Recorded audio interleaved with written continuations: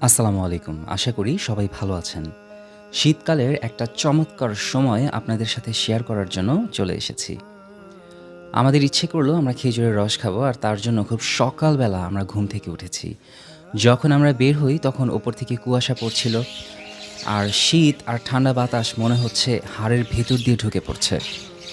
চারিদিকে কুয়াশা, স্পষ্টভাবে কিছু দেখা যাচ্ছিল না। বাজারের দোকানগুলো বন্ধ ছিল, পাখিগুলো কিচিরমিচির করছিল। প্রচণ্ড শীতেও খেজুরের রস খেতে পারবো এই আশাটাই যেন ভালো লাগার অনুভূতি। চলুন দেখতে থাকি।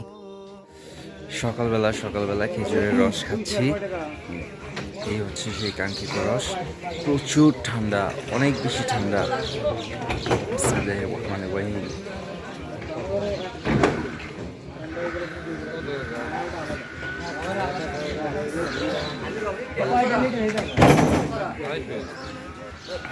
খুব ঠান্ডা।